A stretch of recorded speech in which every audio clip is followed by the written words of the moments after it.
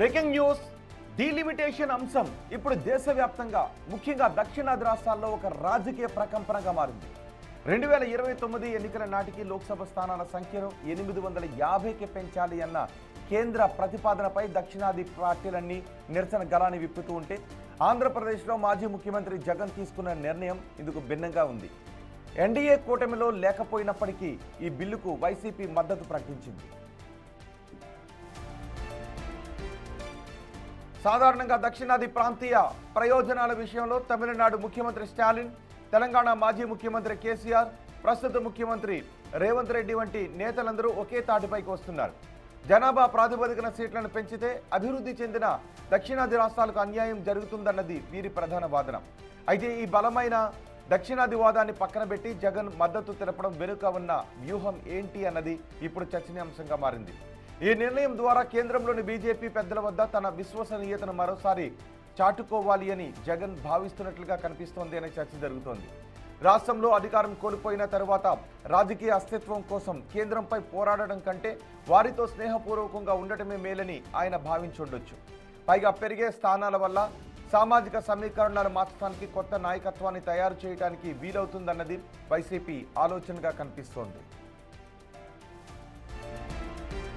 కూటమిలో ఉన్న టీడీపీ, జనసేన ఇప్పటికే డీలిమిటేషన్ పై సానుకూలంగా ఉన్నాయి.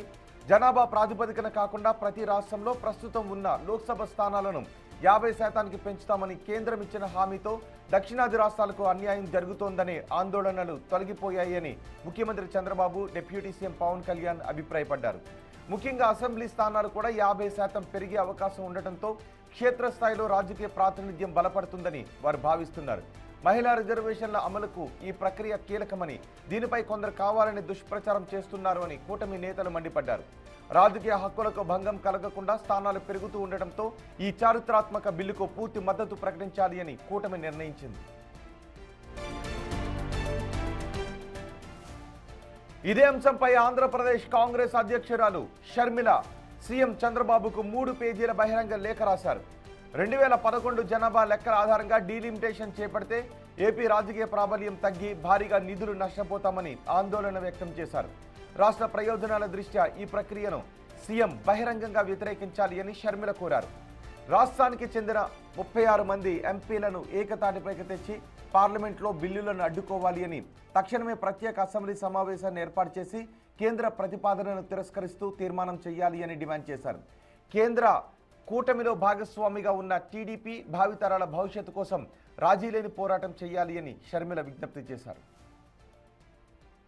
మరింత సమాచారం మా ప్రతినిధి శివ అందిస్తారు. శివ, షర్మిల ఆంధ్రప్రదేశ్ ముఖ్యమంత్రి చంద్రబాబు నాయుడికి 3 పేజీల బహిరంగ లేఖ రాశారు. సో కాంగ్రెస్ స్టాండ్ ఇప్పటికీ తెలంగాణలో కాంగ్రెస్, దేశవ్యాప్తంగా ఇండి కూటమి ఎటువంటి స్టాండ్ తీసుకుంటూ ఉందో షర్మిల కూడా అదే స్టాండ్ తీసుకున్నట్టుగా కనిపిస్తుంది. సో షర్మిల రాసిన లేఖపై జరుగుతున్న చర్చ ఏంటి? ఆంధ్రప్రదేశ్లో అసెంబ్లీలో ప్రాతినిధ్యం ఉన్న పార్టీలన్నీ ప్రతిపక్ష పార్టీలతో సహా కేంద్ర ప్రభుత్వానికి మద్దతు తెలుపుతున్న నేపథ్యంలో షర్మిల రాసిన లేఖను ఎలా చూడాలి? రోహిత్, మొత్తం మీద చూసుకుంటే డీలిమిటేషన్ వ్యవహారం ఆంధ్రప్రదేశ్లో హాట్ టాపిక్గా మారింది. ప్రధానంగా ఆంధ్రప్రదేశ్కు సంబంధించి 6 ప్రధానమైన పార్టీలు ఉన్నాయి. YSRCP, Janasena, BJP, TDP, CPI, CPM, Congress. ఈ 6 ప్రధానమైన పార్టీలకు సంబంధించి కూడా ఒక్కొక్క పార్టీ ఒక్కొక్క రకమైన విభిన్నమైన ధోరణి ప్రదర్శిస్తుంది.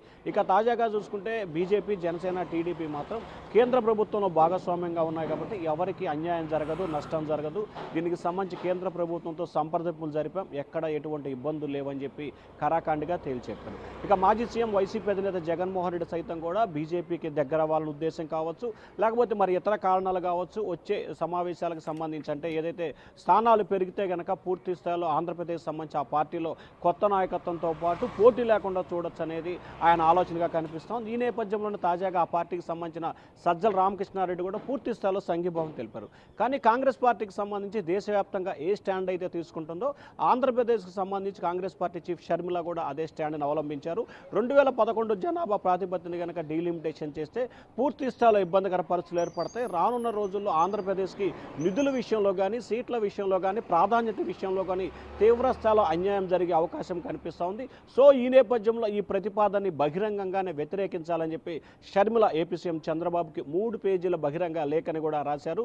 తన అభిప్రాయాన్ని అంటే సీఎం చంద్రబాబు తన అభిప్రాయాన్ని తిరిగి మరొక లేఖ ద్వారా కూడా వివరాలు సేకరించాలని చెప్పి కూడా ఆమె స్పష్టమైన ప్రకటన చేశారు. ప్రస్తుతం షర్మిల చేసిన ప్రతిపాదనకు సంబంధించి కూడా తెలుగుదేశం పార్టీ కావచ్చు, అలాగే కూటమిలో మిగిలిన పార్టీలు కావచ్చు ఏమాత్రం కూడా పెద్దగా దృష్టి పెట్టిన అవకాశాలు కూడా కనిపించట్లేదు.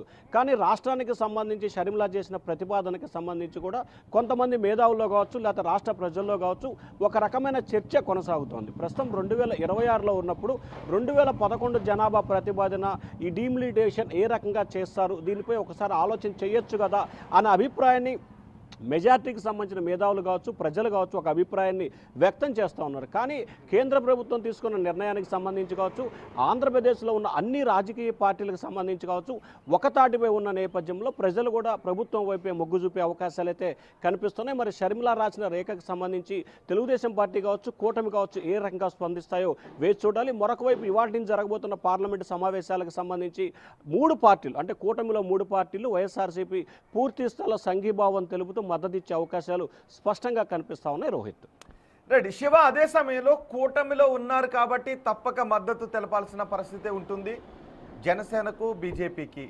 కానీ కూటమిలో లేని పార్టీలు వైసీపీ కూడా మద్దతును ప్రకటించడం గురించి ఏపీలో జరుగుతున్న చర్చ ఏంటి?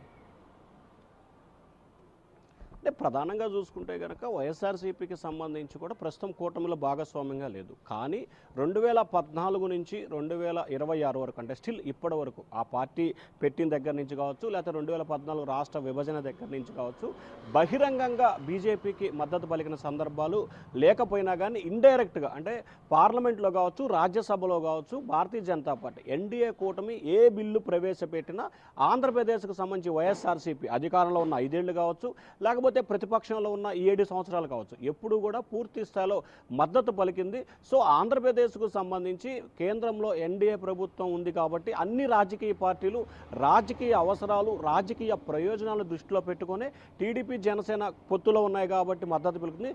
కానీ వైఎస్ఆర్సీపీ కూడా రాజకీయ అవసరాలు కావచ్చు రాజకీయానికి సంబంధించి ప్రయోజనాలు దృష్టిలో పెట్టుకొని వైఎస్ఆర్సీపీ కూడా మద్దతు పలుకుతుందనేది ప్రధానంగా ప్రజల్లో అయితే ఒక చర్చ కొనసాగుతూ ఉంది. రోహిత్ రైట్ శివ.